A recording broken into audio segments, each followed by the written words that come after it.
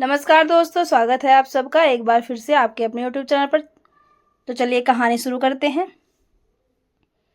मेरे पिताजी सरकारी नौकरी में अधिकारी थे। अक्सर ही तबादले होते रहते थे और शहर के साथ ही हमारा स्कूल भी बदल जाता था।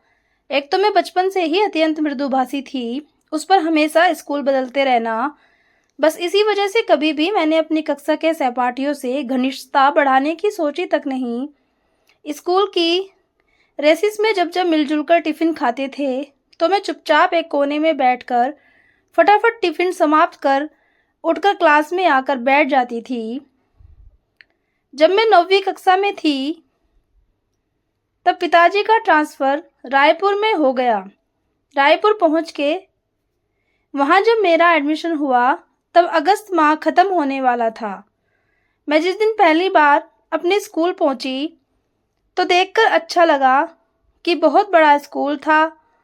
वो government girls higher secondary school. मेरी क्लास में लगभग सभी लड़कियां आपस में एकदम मिलजुल करके रहती थी, लेकिन मैं वहां नहीं होने और अपने अंतर्मुखी स्वभाव के कारण कभी किसी से घुल मिल नहीं पाती थी। मैं अपनी क्लास का पता लगाकर बैग रखने गई तो वहां मौजूद लड़कियां मुझे अजनबी नज़रों से घूरने लगी। पर तभी प्रार्थना की घंटी बज गई और हम सब प्रार्थना करने चले गए। जब वापस कक्षा में लौटे तो कक्षा की मॉनिटर मुझसे बोली, इस क्लास की तो सभी सीट फुल हैं, सब लड़कियों की जगह फिक्स है, अब तुम्हारे बैठने के लिए बेंच नहीं है। तभी एक लड़की पीछे से बोली, यहाँ तो मैं अकेली ही बैठती हूँ, ये मेरे पास बैठ जाएगी। मैंने नज़र उठाकर उस लड़की की ओर देखा। वो आखिरी बेंच पर अकेली ही बैठी थी। शकल सूरत से ही समझ आ रहा था कि वो ग्रामीण परिवेश की है। मैं बड़ी उपेक्षा से अपना बैग लिए उसके पास तो बैठ गई, पर उसकी मित्रता भरी मुस्कान को सिरे से नकार दिया और मौन बैठी रही। जब हमारी क्लास टीचर आई तो उन्होंने मेरा परिचय पूरी क्लास से कराते हुए कहा,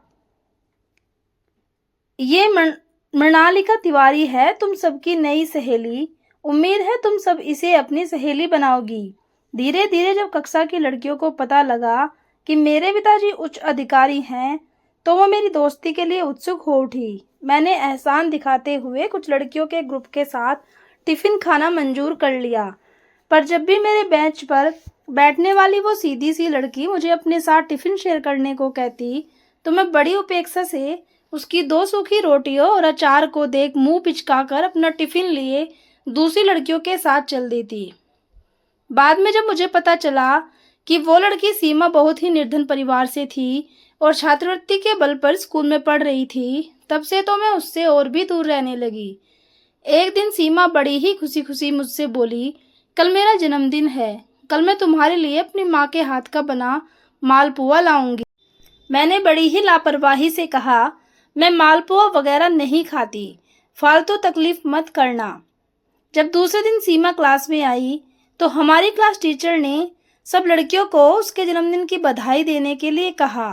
सबने औपचारिक बधाई दे दी और अपने में मस्त हो गए। जब शॉर्ट रेसिस हुई और सब लड़कियां बैग से अपना अपना टिफिन निकालने लगी तो सीमा बड़े ही अनुग्रह से बोली, लो ना, देखो तो जरा सा चक्कर, ये मालपुआ तुम्हें जरूर अच्छा लगेगा, पर मुझे तो जाने किस बात की अकड़ थी। मैंने सीधे से कह दिया, देखो सीमा, तुम्हारा जन्मदिन है, तुम ही खाओ, और हाँ, ये मैंने तुम्हारे लिए उपहार लाया है। यह कहते हुए मैंने उसे अपने कंपास से निकाल कर एक कीमती फाउंटेन पेन पकड़ा दिया। पेन देख सीमा खुशी से झूम उठी, फिर बोली, पर यह तो बहुत कीमती है। मैं बड़ी शान से बोली, कोई खास कीमती नहीं है, तुम रख लो। फिर कुछ दिनों बाद ही संयोग से मेरा जन्मदिन आया। मैंने अपने जन्मदिन पर बढ़िया सी ड्रेस पहनी और पूरी क्लास के लिए चॉकलेट लेकर गई। जब सब लड़कियों को मैंने चॉकलेट दिया तो सबने मुझे बधाई दी। जब मैं अपनी बेंच पर आकर बैठी तो सीमा ने मुझे एक लाल गुलाब देते हुए कहा, ये तुम्हारे लिए लाई हूँ। मैंने ये पौधा अपने हाथों से लगाया था और ये उस पौधे पर खिला पहला गुलाब है। मैंने रूखे स्वर में थैंक यू बोला और चुप बैठ गई। वो गुलाब मैंने यूं ही एक पुस्तक के अंदर रख दिया और भूल गई। कुछ दिन बाद ही मेरे स्कूल में इंस्पेक्शन था। सबको फुल ड्रेस में आने की सख्त वार्निंग दी गई थी। मैं जब स्कूल पहुंची तो अचानक याद आया कि मैंने जल्दी जल्दी में स्कूल बैच नहीं पिनअप किया था। अब तो मेरी हालत खराब हो गई। सबको जैसे ही इंस्पेक्शन के लिए हॉल में जाने के लिए कहा गया, मैं घबराहट के मारे रोने लगी। सब लड़कियां खुसर फुसर करती हुई चल दी। किसी ने भी मेरी तरफ न तो ध्यान दिया और न ही रोने का कारण पूछा। तभी सीमा दौड़कर मेरे पास आई और अपने शर्ट पर लगा बैच निकालकर मेरी शर्ट पर लगा दिया। फिर धीरे से बोली, तुम रो मत, इसे पहन लो और जाओ इंस्पेक्शन के लिए। मैं आश्चर्य से उसे देखने लगी। फिर बोली, पर तुम्हें तो फिर पनिशमेंट मिलेगी ना? तो वो मुस्कुराकर कहने लगी, अपनी सहेली के लिए पनिशमेंट भी तो मिले, कोई बात नहीं, पर मैं तुम्हें हमेशा हंसते हुए देखना चाहती हूँ, इसलिए अब जल्दी जाओ हॉल में। मैं स्तंभ उसे देखती रह गई। अपने ऊपर इतनी शर्म आ रही थी कि लग रहा था इसी वक्त सीमा के गले से लिपटकर उससे माफ़ी मांग लूं।